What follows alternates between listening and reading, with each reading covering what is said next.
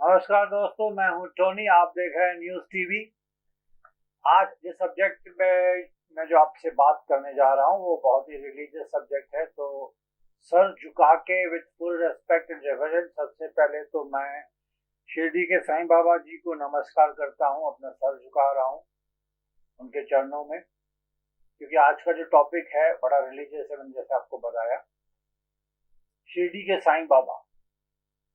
शिरडी के Sai Baba died on 15th October 1918।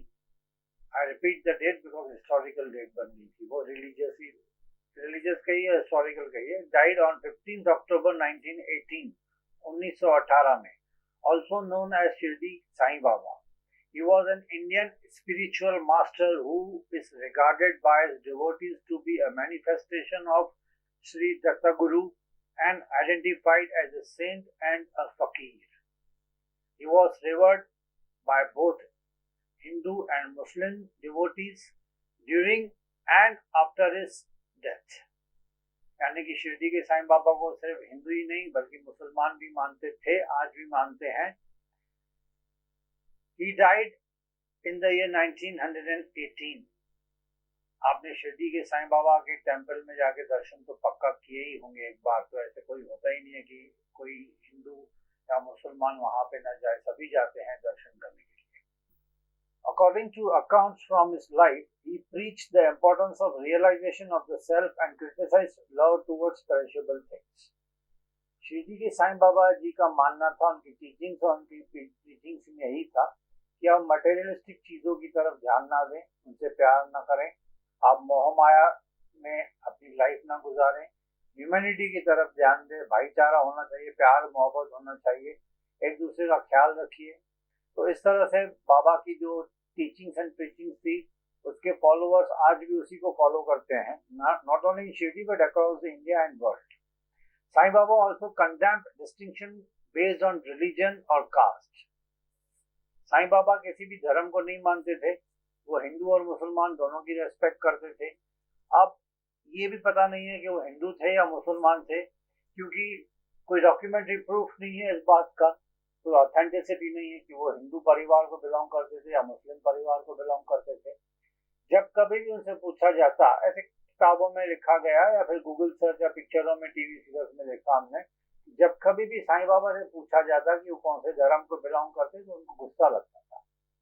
वो कभी अपने धर्म का इजहार नहीं करते थे, क्योंकि वो धर्म को नहीं मानते थे, वो ह्यूमैनिटी में बिलीव करते थे। यही वजह थी कि वो मुस्लिम भी उनको मानते थे, हिंदू धर्म के लोग भी उनको मानते थे, उतना ही प्यार उतनी रेस्पेक्ट करते थे, और बाबा भी उनसे उतना ही प्यार और उतनी ही रेस्पेक्ट करते थे। जैसे कि आपको बताया मैंने दोस्तों, साईं बाबा जो शिरडी के साईं बाबा थे, वो हिंदू और मुसलमान धर्मों में फर्क नहीं मानते थे। तो जिस मस्जिद में, मॉस्क में वो रहते थे, उस मॉस्क का नाम उन्होंने हिंदू नाम पे रखा था, जिसका नाम था द्वारका माई। द्वारका माई नाम रखा गया था उस मस्जिद का जहाँ पे वो रहते थे। एक अनफॉर्चुनेटली टूटी फूटी मस्जिद थी, उसमें वो रहते थे, उन्होंने अपनी जिंदगी वहीं गुजारी। बाबा जब प्रीच करते या टीच करते या सत्संग करते या लोगों में ज्ञान बांटते, तो कुछ चीजें वो इस्लामिक धर्म की सुनाते, कुछ अच्छी अच्छी चीजें वो हिंदू धर्मों की सुनाते। तो इसलिए उनके जो फॉलोअर्स थे वो हिंदू और मुस्लिम धर्म के दोनों तरफ से थे। बाबा की समाधि वहीं पे बनाई गई जहाँ पे वो रहते थे, शिरडी में। अब वहाँ पे एक बहुत ही ब्यूटीफुल टेम्पल है, one of the famous temples in India, not only in India but I think पूरे वर्ल्ड से लोग वहाँ पे आते हैं, तो पूरे वर्ल्ड में वो फेमस है। साईं बाबा की समाधि भी वहीं पे आपको मिलेगी। दोस्तों, बातों बातों में साईं बाबा कहा करते थे, बार बार रिपीट कर देते। कुछ रिलीजियस प्लेसेस उनके थे जो बहुत फेमस थे, वो हमेशा कहते कि अल्लाह मालिक है, यानी कि गॉड इज किंग एंड सबका मालिक एक, यानी everyone's master is one, Almighty is one, is associated with both Hinduism and Muslim culture। He is also known to have said, "Look to me and I shall look to you and Allah तेरा भला करेगा"। वो Hindu phrase भी use किया करते थे और मुस्लिम phrase भी यूज किया करते थे। He was said to be an incarnation of Dattatreya, ऐसा माना जाता है, कुछ लोगों का मानना है। दोस्तों, जैसे कि मैंने अभी आपसे थोड़ी देर पहले जिक्र किया था स्टार्टिंग में ही कि शिरडी के जो साईं बाबा थे उनका जन्म स्थान, कब पैदा हुए, कहाँ से आए थे, किसी को पता नहीं था। ना ही उन्होंने कभी इस बात को खुलासा किया था खुद, ना ही किसी को पता था। थोड़ी बहुत जो जानकारी लोगों में मिली थी शिरडी के साईं बाबा टुवर्ड्स शिरडी के साईं बाबा, उनके रहते लोगों को मिली। उसके बाद एक किताब लिखी गई, किताब नहीं कहेंगे, बहुत respected Sat Charitra written by disciple called Hemant Pant, also known as Anna Saheb Dabholkar या फिर गोविंद रघुनाथ, इन 1922 इन मराठी। मराठी में एक बहुत ही रेस्पेक्टेड रिवर्ड किताब लिखी गई थी जिसे सत चरित्र के नाम से आज भी लोग पढ़ते हैं और जानते हैं। उसमें बाबा के बारे में बहुत कुछ लिखा गया था। The book itself is a compilation based on various accounts by various disciples and Hemant Pant's personal observations of Sai Baba from 1910 onwards. Hemant Pant ji ने जो किताब लिखी थी उनकी खुद की ऑब्जर्वेशन बाबा के बारे में लिखी। काफी डिसिपल्स उनके फॉलोअर से डिस्कशन करने के बाद उन्होंने सब चरित्र किताब लिखी थी जो आज भी लोग पढ़ते हैं साईं बाबा के बारे में। शिरडी के साईं बाबा कहाँ पैदा हुए, कहाँ बचपन गुजरा, ये किसी को पता नहीं, क्योंकि इसकी ऑथेंटिसिटी आज भी पता नहीं चला। बट कुछ लोगों का मानना है, अलग अलग तथ्य हैं, अलग अलग बिलीफ्स हैं। कुछ लोग कहते हैं कि Sai Baba was born in a small village called Pathri in Maharashtra to a boatman called Ganga Bavadia and his wife Devagi Rama. वो एक बोटमैन के यहाँ पे पैदा हुए थे, ऐसे कुछ लोगों का मानना है, इन पथरी विलेज में, जो कि महाराष्ट्र के अंदर अंदर एक गांव है Pathri village. Sai Baba is also claim to have been born in Tamil Nadu. अब कुछ लोगों का कहना है कि वो तमिलनाडु परिवार में पैदा हुए थे। According to this version, his mother's name was Vaishnav Devi and his father's name was Abdul Sattar. जैसे कि मैंने आपको बताया कि बाबा के जन्म स्थान का, बाबा की जो डेट ऑफ बर्थ है उसकी ऑथेंटिसिटी आज भी प्रूव नहीं हो सकती है। वो कहाँ से आए थे किसी को पता नहीं है। अलग अलग बिलीफ हैं, अलग अलग मान्यताएं हैं। आप जब शिरडी जाएंगे तो आपको एक बात पक्का सुनने को मिलेगी उनकी डिवोटीज और आसपास के लोगों से, होटल रेस्टोरेंट या जो फूल वाले हैं या बहुत सारे शिरडी की पॉपुलेशन है, वो एक बात से हमेशा आपको कहेंगे कि बाबा कौन से धर्म को बिलोंग करते थे, उनसे हमको कोई मतलब ही नहीं है, ना ही हमें कोई मतलब है। हम बाबा को मानते हैं भगवान के नाम के जैसे, मतलब for Shirdi and for others जो उनको फॉलो करते हैं वो उनको भगवान मानते हैं। वो कौन से धर्म को बिलोंग करते हैं उनसे उनको कोई फर्क नहीं पड़ता, बिकॉज बाबा की जो बेसिक रिलीजन थी वो थी ह्यूमैनिटी। बहुत सारे लोगों का दोस्तों ये भी मानना है कि जो बाबा थे he was brought up by one फकीर, एक फकीर ने उनको पाला पोसा बड़ा किया। अभी कितना सच है, इसमें कितना सत्य है, किसी को नहीं पता। साईं बाबा का रियल नेम तो जैसे मैंने आपको बताया कि किसी को भी नहीं पता था। Sai Baba's real name remains unknown till date. The name Sai was given to him by Mahalsapati when he arrived at Shirdi. जो उनके मेन फॉलोवर थे महालसपति, उन्होंने एक बार उनको ऐसे एड्रेस किया था, आओ साईं। जब उन्होंने ऐसे कहा आओ साईं तो फिर ये बात फैल गई, तो उनका नाम ही साईं पड़ गया और साईं बाबा के नाम से वो मशहूर हो गए। उनकी टीचिंग साईं बाबा के नाम से ही चलती रही। शिरडी जो है वो एक छोटा सा टाउन था पहले, अब तो बहुत बड़ा डेवलपफुल टाउन हो गया है, in the west Indian state of Maharashtra. The word Sai refers to a religious saint but can also be considered as God. जब बाबा का नाम साईं पड़ा तो साईं का मतलब होता है एक रिलीजियस सेंट, या तो फिर भगवान भी कह सकते हैं आप उसको। ऐसे कहा जाता है दोस्तों, ऐसे माना जाता है कि बाबा शिरडी के साईं बाबा जब 16 साल के थे तब वो शिरडी में आए थे। 3 साल वहां शिरडी में रहे, फिर अचानक से कहीं चले गए बिना बताए, किसी से बिना कुछ बात किए। 3 साल रहने के बाद शिरडी में वो चले गए। उस टाइम पे उनकी उम्र होगी 19 साल। क्यों? वो 16 साल की उम्र में कहा जाता है कि शिरडी आए थे, 3 साल रहने के बाद अचानक से चले गए। 1 साल पूरा खत्म होने के बाद वो शिरडी वापस लौटे। That was in the year 1858। 1 साल गुजारने के बाद वो 1858 में शिरडी में वापस आए और हमेशा के लिए फिर वो शिरडी में ही बस गए। एंड ही डाइड, उनकी समाधि जो मिली उनको, जो जीवन से मुक्ति मिली उनको, वो एक वहीं शिरडी में ही मिली। but he returned to Shirdi in the year 1858 के आसपास. There are some indications that he met with many saints and fakirs and worked as a weaver. He claimed to have fought with the army of Rani Lakshmibai of Jhansi during the Indian rebellion of 1857. अब कुछ लोग का कहना है, कुछ लोग का मानना है कि वो जो 1 साल के बीच वो यहाँ से शिरडी से चले गए थे अचानक से बिना बताए, तो उन्होंने झांसी की रानी की फौज में जाके वहां पे भर्ती हो गए थे और झांसी की रानी के लिए उन्होंने फाइट की थी अंग्रेजों के साथ in the year 1857. But after that he came back to Shirdi and thereafter he lived in Shirdi till his death. दोस्तों, ये कहा जाता है कि शिरडी के साईं बाबा मेडिटेशन बहुत करते थे. एक नीम का पेड़ है वहां पे, उसके नीचे बैठ के वो मेडिटेशन करते थे घंटों, अपनी साधना में लीन रहते. आसपास के लोग गुजरते उनको देखते और हैरान हो जाते कि कौन बंदा है कि इस तरह से काफी दिनों से इस तरह से अपने घंटों के घंटों मेडिटेशन करते थे. ना उन्हें ठंड की फिक्र थी, ना गर्मी की फिक्र थी, ना भूख न प्यास, कुछ भी नहीं, बस मेडिटेशन में ही लीन रहा करते थे. और बहुत ये भी कहा जाता है कि शिरडी के साईं बाबा बहुत कम बात करते थे. जब उनसे कुछ सवाल पूछे तो ही बड़ी मुश्किल से कोई जवाब मिलता था उनकी तरफ से. Otherwise he used to keep quiet at most of the time. बट धीरे धीरे उन गांव वालों को पता चल गया कि ये तो कोई संत महात्मा की बात लग रही है. इनके जो लक्षण है, इनकी जो टीचिंग्स है, प्रीचिंग्स है, वो किसी संत से कम नहीं है. That's why they started following all the teachings and preachings of Shirdi के साईं बाबा. ये कहा जाता है दोस्तों, और कुछ किताबों में भी लिखा है कि शिरडी के साईं बाबा के जो मेन भक्त थे वो थे महाल सतपति, अप्पा जोगले एंड काशीनाथ. ये काशीनाथ और ये जो 3 लोग थे वो बाबा के पास रेगुलरली आते थे, उनकी टीचिंग्स एंड प्रीचिंग्स सुना करते थे. यही वक्त था जब बाबा ने अपना जो वस्त्र थे, उन्होंने ही change style of wearing the clothes. एक घुटनों तक वो कुर्ता पहनते थे, सर पे एक कफनी यानी कि एक रुमाल सा टाइप बांधते थे और उनकी वो परमानेंट ड्रेस बन गई. जो फकीरों वाली ड्रेस थी उसी में हमेशा रहते थे.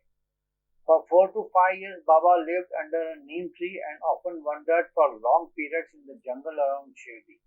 जैसे मैंने आपको बताया कि नीम के पेड़ के नीचे बैठ के वो मेडिटेशन करते और जंगलों में चले जाते थे और वहां पे जाके मेडिटेशन करते थे. जिस मस्जिद में, मॉस्क में वो रहते थे उसको नाम उन्होंने दिया था, बाबा ने उसका नाम दिया था द्वारका माई. वहीं रहते थे, हमेशा अपनी जिंदगी वहीं गुजारते थे और वो भिक्षा में बिलीव करते थे. वो भिक्षा लेते थे और उसी से सर्वाइवल उनका चलता था. और जो दान जो दूसरे लोग बाबा को करते अनाज वगैरह, उसका वो शाम को या दोपहर में वो लंगर चलाते थे और गरीबों में वही जो उनको भिक्षा मिलती थी दूसरे लोगों को भी खिलाते थे. दोस्तों, बाबा जिस मॉस्क में रहते थे, जिस मस्जिद में रहा करते थे, वहां पे एक छोटी सी आग हमेशा जला के रखते थे, सेक्रेट फायर जिसे कह सकते हैं हम लोग, जिसे धूनी कहते हैं.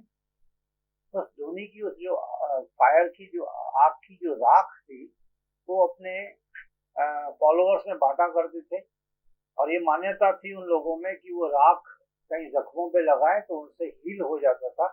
और क्योंकि उनका मानना था कि ये जो ऐश है, जो राख है, it was believe to have healing properties and spiritual powers. उस राख में एक देवीय शक्ति है, हीलिंग पावर्स है, ऐसे लोगों की मान्यता थी. तो उस राख को एक दवाई के तौर पे भी माना जाता था. ये भी कहा जाता है दोस्तों कि Baba is believe to have tended a garden called Lendi Bagh, यानी कि गार्डन नेम्ड आफ्टर रिवरलेट. पास एक नदी गुजरती थी जिसका नाम था लेंडी. उसी के नाम पे बाबा ने पास में गार्डन भी छोटा सा बना के रखा था. वो गार्डन आज भी है, उसका नाम है Lendi, which is very near to the river called Lendi. ये जो लेंडी गार्डन या लेंडी बाग आज भी वो वहां पे मौजूद है. वहां पे समाधि है काफी संतों की, वहां पे जानवरों की भी समाधि है. काफी लोग उसे आज भी विजिट करते हैं उतनी श्रद्धा के साथ जितनी श्रद्धा के साथ बाबा के मंदिर में जाते हैं. तो ये जो पिलग्रिम्स आते हैं समाधि बाबा की देखने के लिए यहाँ पे, वो उस लेंडी बाग में भी विजिट करते हैं. इन 1910 यानी कि 1910 में साईं बाबा की जो फेम थी वो काफी ऊंचाइयों पे थी. Sai Baba's fame began to spread not only in Mumbai but across India. Numerous people started visiting him because they regarded him as a saint with the power of performing miracles or even as an avatar. बाबा धीरे धीरे करके बहुत ही famous होते गए, सिर्फ मुंबई और महाराष्ट्र के नहीं बट पूरे इंडिया से लोग, उनके भक्त, उनके फॉलोअर्स आना शुरू हो गए। उनको एक अवतार के रूप में माना जाता था, भगवान के रूप में माना जाता था। तो शिरडी का जो टेम्पल है वो बहुत ही फेमस होते गए धीरे धीरे करके। 1910 से ये प्रथा चालू हो गई। बाबा के जो भक्त थे उन्होंने जो फर्स्ट टेम्पल, जो पहला मंदिर बाबा के नाम पे बनाया था वो था भेवपुरी करजत। आई रिपीट, बाबा का जो फर्स्ट टेम्पल था जो उन्होंने फॉलोअर्स ने उन्होंने बनाया था बाबा की याद में, that was in bhelpuri Karjat. इन अगस्त 1918 शिरडी के साईं बाबा told some of his devotees that he would soon be leaving his mortal body. 1918 में जो उनके खास भक्त हुआ करते थे बाबा के, बाबा ने डिक्लेयर किया कि बहुत जल्द वो अपनी जीवन को त्याग देंगे, अपने बॉडी से मुक्त हो जाएंगे। एंड वो बात सच हुई। Towards the end of September 2018 he had high fever and stopped eating. जो उन्होंने भविष्यवाणी की थी कि मैं अपने शरीर को त्याग दूंगा, मैं समाधि लेने वाला हूँ, वो 1918 में उन्होंने ये डिक्लेरेशन दी थी और धीरे धीरे करके वो सच भी हुआ। सितंबर में उनको बहुत हाई फीवर हो गया और उनकी जो खाने की इच्छा शक्ति थी वो कम हो गई और धीरे धीरे करके on 15th October 1918 में उनकी डेथ हो गई, यानी कि उन्होंने समाधि ले लिया। डेथ नहीं बोलेंगे बिकॉज साधु संतों के बारे में कहा जाता है कि उन्होंने समाधि ले ली। जिस दिन उन्होंने समाधि ली, जिस दिन उन्होंने अपने शरीर को त्यागा था, उस दिन कोइंसिडेंटली विजयादशमी का फेस्टिवल भी था। तो ये दो रिलीजियस हिस्टोरिकल डेट्स बन गई, एक तो विजयादशमी थी और उसके बाद से बाबा ने अपने शरीर को त्यागा था। वो डेट थी 15 अक्टूबर 1918। बाबा की जो डेड बॉडी थी, यानी कि मॉर्टल रिमेन्स, पार्थिव शरीर जिसको कहते हैं, बाबा का जो पार्थिव शरीर था, it was buried at Butiwada in Shirdi, which later became a place of worship that is known today as Shirdi समाधि मंदिर और शिरडी के साईं बाबा के टेम्पल के नाम से जो आज फेमस है। 1918 में जब शरीर त्यागा तो he was buried, his mortal remains were buried at बूटीवाड़ा, जो शिरडी के अंदर ही है, जहाँ पे आज वो मंदिर बना हुआ है। Two important features of Sai बाबा's teaching, यानी कि दो चीजें जिन्होंने बाबा ने अपने टीचिंग्स में, अपने प्रीचिंग्स में सिखाई थी अपने फॉलोअर्स को, अपने भक्तों को, वो था फेथ यानी कि श्रद्धा एंड पेशेंस यानी कि सबूरी। श्रद्धा एंड सबूरी आपने नाम सुना होगा। Faith and patience were the basic teachings of Shirdi के साईं बाबा। Because of Sai Baba, Shirdi has become a place of importance and is counted among the major Hindu places of pilgrimage. Sai Baba की वजह से ही शिरडी जो टाउन था बहुत फेमस हुआ। लाखों की तादाद में डिवोटीज आज भी जाते हैं, इंडिया से नहीं पूरे वर्ल्ड से आते हैं, just because of the highly religious saint called as Shirdi के साईं बाबा। दोस्तों, ये कहा जाता है कि शिरडी के साईं बाबा का जो मंदिर है उसमें डेली विजिटर्स हैं 25,000 के आसपास के लोग, और जब कोई बड़ा फेस्टिवल आता है तो ये तादाद बढ़ के 1 लाख भी हो जाती है। तो आप इमेजिन कीजिए कितना बड़ा टेम्पल होगा। और मेरे ख्याल से इंडिया में सब ने एक बार तो ये टेम्पल विजिट किया ही है, नहीं किया है तो आप जाइए उस टेम्पल को विजिट कीजिए, वहां पे बाबा के दर्शन कीजिए, आपके मन को बहुत ही ज्यादा शांति मिलेगी। Inside the temple the statue of Sai Baba and the Samadhi are carved out of Italian marble and is seen draped with royal clothes. समाधि और जो स्टैचू है बाबा की वो इटालियन मार्बल से बनी हुई है। बियरिंग अ गोल्ड क्राउन, उनके सर पे जो ताज है वो हमेशा रहता ही है, वो गोल्ड से बना हुआ है, adorned with fresh flower and garland. और जैसे मंदिर में आप जाएंगे तो मंदिर का वातावरण, जो एटमॉस्फेयर, आपको तो पता है कैसे होता है कि फूलों की खुशबू से हर तरफ फूलों की खुशबू ही होती है, मन को पवित्रता महसूस होती है वहां पे। The interior is made of old stone BRICS The interior as well as the exterior cone of the temple is covered with gold.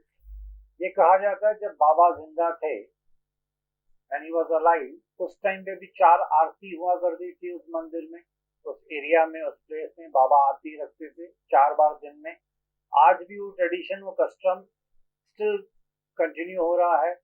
आप मंदिर में जाएंगे तो 4 आरतियां आज भी होती हैं सुबह से लेकर रात तक, और उसी मंदिर में बाबा की समाधि भी बनी हुई है। इतनी मान्यता है दोस्तों, बाबा के फॉलोअर्स की इतनी मान्यता है, उनके भक्तों की, कि religious palki procession of Sai Baba takes place every Thursday from the Samadhi Mandir to Dwarka माई। हर गुरुवार के दिन एक पालकी निकलती है बाबा की समाधि से लेकर द्वारका माई मस्जिद तक, onward to Chavadi and back to the Sai Baba mandir. Every Thursday उनकी पालकी निकलती है, जिसमें बाबा की मूर्ति को बिठा के, उनको सजा के पालकी को निकाला जाता है। तो ये देखने लायक मंजर होता है एवरी थर्सडे के दिन। दोस्तों, जैसे कि मैंने बताया था कि बाबा किसी भी धर्म को नहीं मानते थे, वो सभी धर्मों की उतनी इज्जत करते थे। हिंदू हो या मुसलमान हो, सिख हो या ईसाई हो, वो सभी की रेस्पेक्ट करते थे और सभी धर्म वाले भी उनकी इज्जत करते थे। तो आज भी जब आप शिरडी मंदिर में जाएंगे तो आपसे धर्म नहीं पूछा जाता। All devotees are respected and are most welcome to visit and take darshan of Baba. 24 घंटे वहां पे लंगर चलता है, रहने की सुविधा है, आसपास के होटल्स हैं, बहुत सारे रेस्टोरेंट्स हैं। It's highly visited tourist place, religiously tourist place बन गई है शिरडी। एक शिरडी के मंदिर की वजह से काफी हजारों लाखों लोगों का पेट पलता है। रेस्टोरेंट्स, होटल ओनर्स, फूल वाले, हॉकर्स, रिक्शा वाले, ट्रांसपोर्ट, मतलब एक छोटे से मंदिर की वजह से लाखों लोगों का पेट पलता है। ये शायद बाबा का आशीर्वाद ही माने हम। इंडिया के बारे में बहुत ही गलत फहमी है कुछ फॉरेनर्स को या बाहर वालों को, हिंदू, मुसलमान या दूसरे धर्म वाले यहाँ पे लड़ते रहते हैं। ऐसा नहीं है दोस्तों, आप सभी जानते हैं, हम सब हिंदुस्तान में रहते हैं, भारत में रहते हैं। हिंदू मुसलमान की लड़ाई कभी कभार कुछ एंटी सोशल एलिमेंट्स वाले भड़का देती हैं तो हो जाती है। तो हिंदू मुसलमान आज भी भाई भाई की तरफ एक ही मोहल्ले में रहते हैं। और कुछ फॉरेनर्स का ऐसे कहा जाता है कि कुछ फॉरेनर्स जब आए थे, जब उन्होंने देखा था कि हिंदू मुसलमान एक ही इंसान की पूजा करते हैं, तो उनकी जो धारणा थी हिंदुस्तान के बारे में वो गलत साबित हो गई। तो ये सच है कि हिंदू मुसलमान भाई भाई की जैसे रहते हैं, और हम यही चाहेंगे, प्रार्थना करेंगे हमेशा हिंदू, मुस्लिम, सिख, ईसाई, सब जितनी भी धर्म है इंडिया में, सब भाईचारे से अपनी जिंदगी गुजारें। और मौका मिले तो आप इस शिरडी के साईं बाबा के दर्शन के लिए शिरडी पक्का जाइए, आपके मन को शांति मिलेगी, बहुत ही खुशी मिलेगी। बाबा के आशीर्वाद आपकी जिंदगी में 4 चांद लगा देंगे। Sai Baba left behind no spiritual heirs, appointed no disciples and did not provide formal diksha. Sai Baba ने अपनी गद्दी पे किसी को भी नहीं बिठाया, ना ही उन्होंने अनाउंसमेंट की कि मेरे जाने के बाद उसके जो फॉलोअर्स हैं उनमें से कोई गद्दी पे बैठेगा। तो आज भी बाबा की गद्दी पे कोई नहीं बैठा है। बाबा के स्टैचू को आज भी लोग मानते हैं। उसके बाद ऐसा नहीं हुआ कि उनके जाने के बाद किसी और को उन्होंने मानना शुरू कर दिया। तो बाबा ने किसी को भी अपना हेयर डिक्लेयर नहीं किया था। दूसरी बात है, in the year 2008 India Post has issued postage stamp of ₹5 in honor of Sai Baba. Sai Baba की इज्जत के लिए, साईं बाबा की रेस्पेक्ट के लिए, श्रद्धा के साथ इंडियन पोस्ट ऑफिस ने एक पोस्टल स्टैम्प भी निकाली 500 रुपए की, जो आज भी चल रही है और शिरडी के साईं बाबा के नाम की बनी हुई है। तो दोस्तों, इस सब्जेक्ट को मैं यहीं पे खत्म करता हूँ। फिर मिलूंगा मैं आपसे नए सब्जेक्ट के साथ।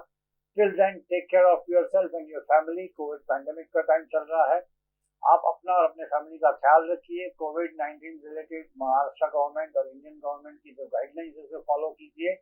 Take care, be safe, be happy at your home. घर से तभी बाहर निकले जब जरूरत पड़े। Till then I will take leave from you and thanks for being with us. जाते जाते मैं यही बात कहूंगा कि हमारे चैनल को आप देखते रहिए, जिसका नाम है news TV, www.newstv.co.in। Thanks for being with us.